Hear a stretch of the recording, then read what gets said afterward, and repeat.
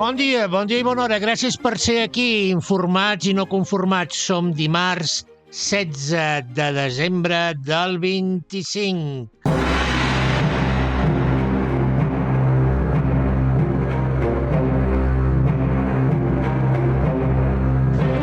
Un quart de Galbes.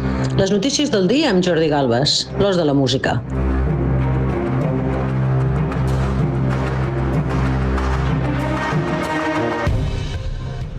Avui continuem enraonant sobre l'atemptat de Sydney.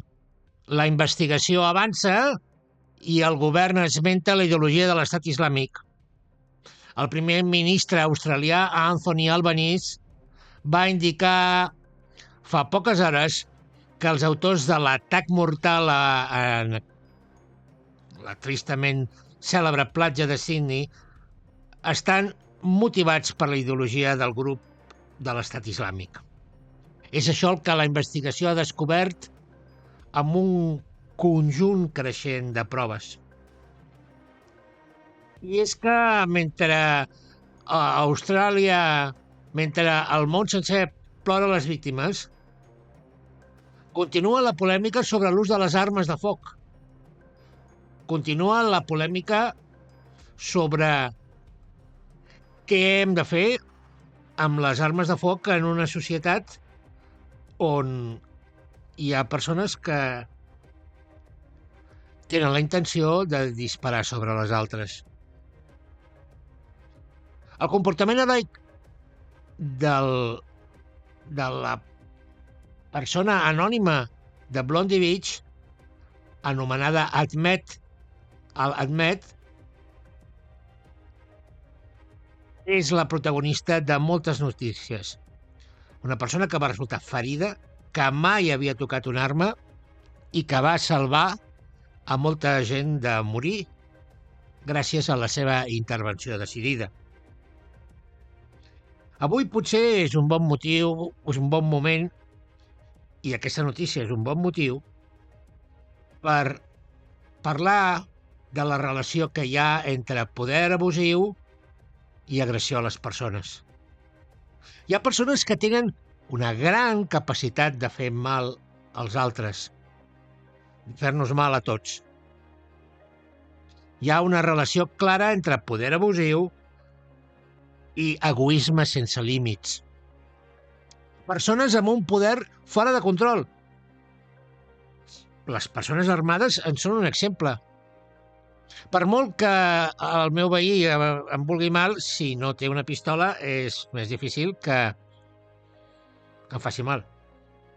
És molt diferent que un canari tingui idees assassines contra mi que les tingui un gos, un Rottweiler, per exemple. Les armes de foc han d'estar controlades com passa a Europa o han d'estar de lliure disposició com passa als Estats Units? I què diem dels polítics sense control? Perquè un polític sense control és com un individu amb una arma de foc sense control. Són persones que tenen una gran capacitat de fer mal per malícia, per venjança o simplement per incompetència. Persones que estan atrapades sovint en el seu egoisme i que només els fa pena el que poden patir aquestes mateixes persones. Només es fan pena a elles mateixes.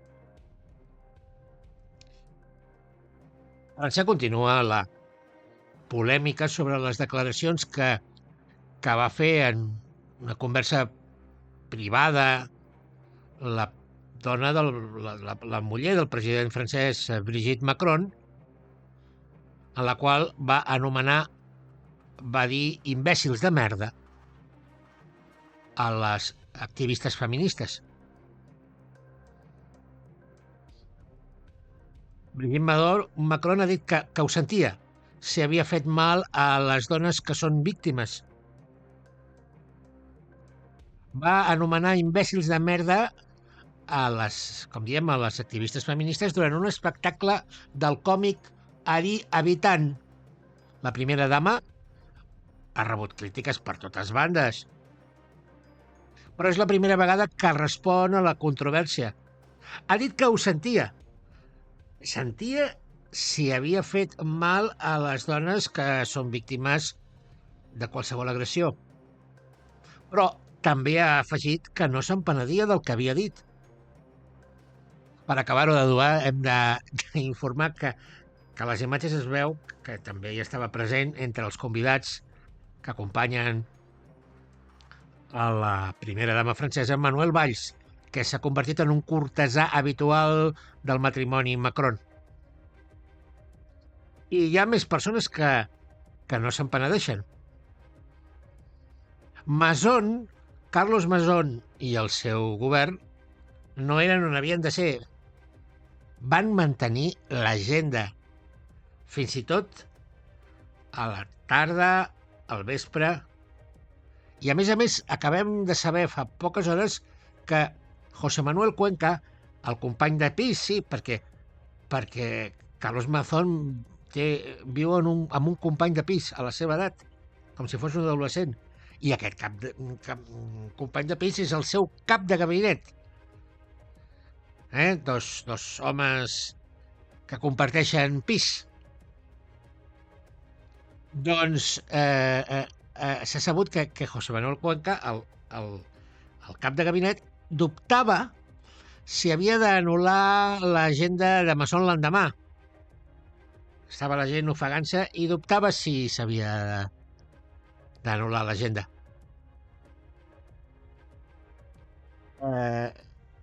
La societat valenciana, catalana, la societat en general, cada vegada té més clar que estem en mans de psicòpates. Personatges que el que els hi preocupava només és el turisme. Quedar bé amb els empresaris del turisme. Els interessa només l'economia relacionada amb el turisme i els interessaven els turistes que arribaven a la ciutat de València pel pont de Tots Sants. Quan te n'adones de la manca d'empatia és quan quedes parat. I avui també hem de parlar d'una espectacular investigació de les periodistes Gemma Saura i Carina Ferreres, que denunciava aquesta investigació ahir i avui al rotatiu La Vanguardia, un cas esfereïdor, el cas del catedràtic Ramon Fletxa, el qual presumptament hauria establert des de la Universitat de Barcelona un règim de poder abusiu, un mecanisme de coerció sexual amb els seus subordinats i d'explotació laboral durant 30 anys. Déu-n'hi-do. Són les 8 del matí i 50 minuts avui, perquè quan cauen 4 gotes ens quedem sense internet. Són les 8 del matí i 50 minuts i Catalunya ja fa molta estona que treballa.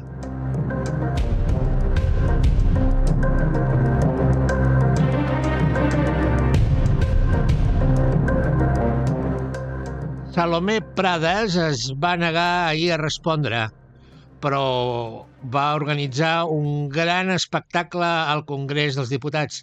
L'exconsellera de la Generalitat Valenciana va dir que s'acollia al seu dret de no respondre perquè actualment està investigada en una causa judicial. Però, en contrast amb això, qualsevol persona sap que la mateixa Salomé Prades es va esplaiar durant molt de temps en un programa de La Sexta explicant tot el que va voler. I després no responia a les preguntes de determinats grups, però quan les preguntes eren del PP i de Vox, aleshores sí que responia. Aquesta decisió ha generat sorpresa entre els diputats de la comissió, que li han retret que no està donant resposta les inquietuds de la població, a les inquietuds de la gent, que no està responent a la societat, que en definitiva és que li paga i li ha estat pagant sempre el sou. Ha hagut algun moment en què fins i tot s'ha posat a plorar. Va ser quan Gabriel Rufián, el diputat d'Esquerra Republicana, en un gest teatral molt propi de Rufián, el que ha fet ha estat mostrar-li un tros de corda, que és el que sostenia a una de les víctimes, a una baileta, a una nena que va morir durant l'aiguat. Però quan t'hi fixes en les imatges, te n'adones que no plora. Almenys no ho sembla, no plora per la noia morta, sinó que plora per ella mateixa. Salomé Parada es fa molta pena a ella mateixa. Tan bona persona que és i tan malament que l'ha tractat el món, que l'ha tractat l'aiguat, que l'ha tractat Gabriel Rufián. Salomé Parades es fa molta pena a ella mateixa perquè, segons ens va dir ahir, ella quedarà marcada per la vida després del que va passar a l'aiguat de l'any 24. La qüestió és aquesta. La qüestió no són els morts, la qüestió no és la irresponsabilitat política, la qüestió no és l'abandonament de la població, no. La qüestió, segons Salomé Parades, és que ella quedarà marcada per sempre després del que va passar. I després, qualsevol crítica que se li pugui fer és masclisme. Gabriel Rufián no causa cap simpatia personal. Gabriel Rufián és una persona que acusa els altres de mentiders quan ell va dir que després de 18 mesos deixaria de ser diputat perquè anàvem a la independència. Ja porta 10 anys. Ja porta 10 anys. Ja porta 10 anys de quan va dir això. Però vaja, els mentiders sempre són els altres, oi? Però, com que no fem aquí una distinció entre bons i dolents, perquè no hi ha un pam de net, hem de dir que quan Rufián la interroga en la seva condició de diputat, el que no pot fer Salomé Parades és dir que és masclisme.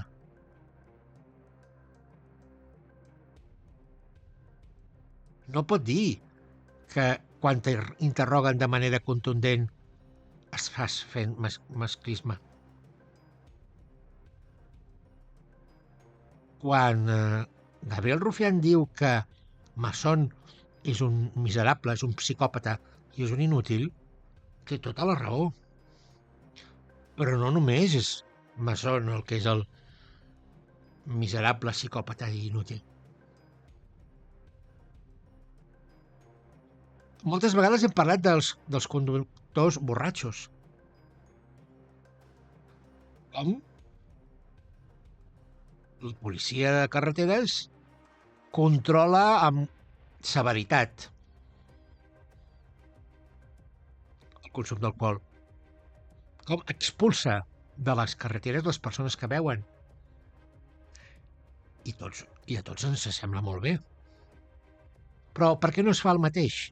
Perquè no hi ha controls d'alcoholèmia entre els diputats, entre els polítics, que no hi ha controls de consum de drogues al Parlament, perquè no hi ha controls sobre les patologies mentals. Jo vull saber si tal polític o tal altre està malament del cap.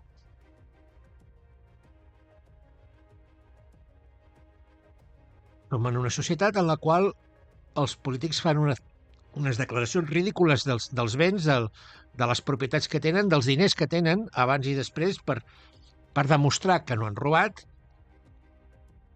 una mesura que no serveix de res, perquè la gent que fot la mà a la caixa ho fa igualment, però sabem el que tenen en teoria, sabem el que tenen els polítics en el banc, però no sabem el que tenen dins del cap. polítics que ens poden dur a tots al desastre. Sort que no tenim la bomba atòmica. Que si ens haguéssim de refiar d'aquesta gent que pot posar el dit, pot pitjar el botó. Si hi ha un capellà que té la mà llarga, doncs hi ha gent que pensa que no té importància. Clar, no té importància si té la mà llarga amb un nen o una nena que no és ni el teu fill o és la teva filla. Però si és el teu fill o és la teva filla, aleshores la cosa canvia, oi? És que hem de tenir una miqueta d'empatia, ens hem de posar una mica en la pell dels altres. I el problema de Prades, com la de la majoria dels polítics, és que estan malalts d'egoisme. Ens distreuen amb això, si és que la dreta, l'esquerra, els... Són distincions purament teòriques. El problema és que estem en mans de malparits, de gent que està malament del cap, de gent que no té cap mena d'estructura moral. A les persones normals, a les persones, el català mitjà, el català humil, el poble menut, li costa de creure que les coses siguin així, però és que és veritat. Hi ha professions que tenen determinades malalties. Els treballadors d'una mina acostumen a tenir problemes respiratoris i els treballadors de la professió política estan tots malalts d'egoisme. Polítics o els que fan de polítics. Perquè ara continuarem parlant d'un cas que, com ens dèiem, és esfereïdor. Us recordem que ens cal el vostre ajut econòmic per consolidar aquest programa. Feu-vos subscriptors a través de l'aixeta i recordeu que necessitem els vostres comentaris, que poseu el dit cap amunt o cap avall, perquè aquí també s'ha de veure qui no està conforme. Ens estem referint al cas de Ramon Fletxa, el cas del catedràtic que presumptament hauria establert dins de la Universitat de Barcelona un règim de poder abusiu, un mecanisme de coerció sexual i d'explotació laboral durant 30 anys. Ramon Fletxa, catedràtic de Sociologia, ha estat acusat per 14 dones i per 2 homes de presumptes abusos sexuals i laborals.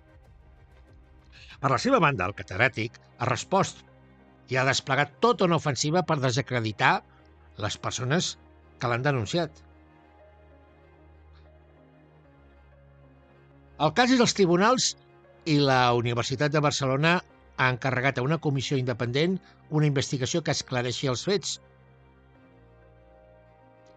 Recordar que el 1991 Ramon Fletxa va crear una comunitat d'investigadors anomenada CREA.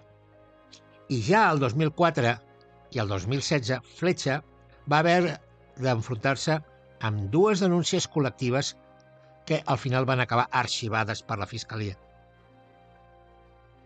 També en aquelles ocasions el grup CREA va atribuir les acusacions a conspiracions ordides per presumptes maltractadors i assetjadors que s'estarien venjant de Fletxa perquè Fletxa s'hi havia enfrontat. Però és que CREA funciona com una secta o com alguna cosa molt similar a una secta. És un grup d'investigació amb projecció internacional. El seu embrió va ser l'Escola d'Adults de la Verneda, al barri popular de Barcelona, on es va iniciar Fletxa en el seu activisme social i polític.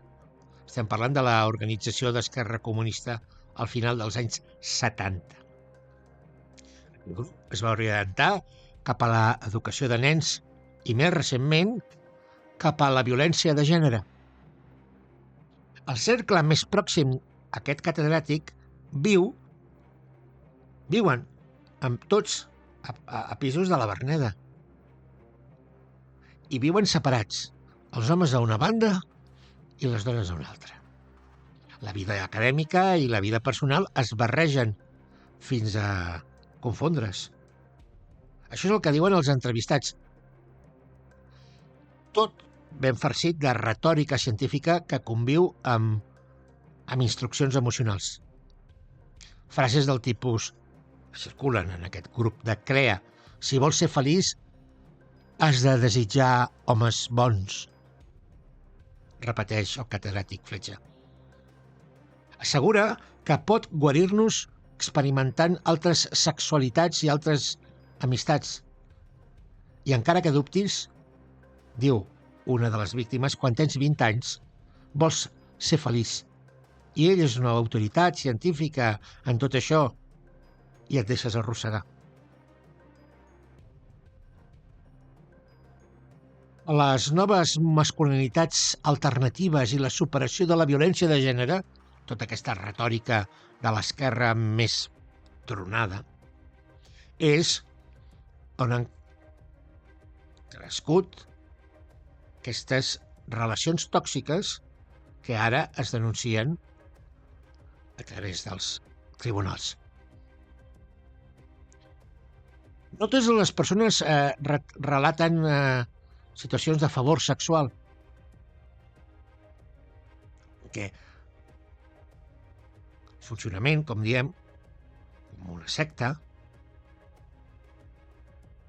algunes dones estarien dedicades a atendre el catedràtic, a atendre la seva agenda personal, la seva roba, a preparar-li la maleta, a acompanyar-lo a l'aeroport, a assistir-lo quan va a congressos. Fins i tot a dormir amb ell per tranquil·litzar la seva por, perquè té por que el gravin, que l'acusin amb denúncies falses. Altres persones que han treballat amb ell expliquen que et podia trucar i quan et trucava havies de posar-te a treballar immediatament, encara que fossin les 11 de la nit, encara que fos festiu. Moltes de les dones entrevistades per La Vanguardia asseguren haver treballat hores infinites sense remuneració i, en alguns casos, sense figurar en l'autoria dels treballs que després s'anaven publicant.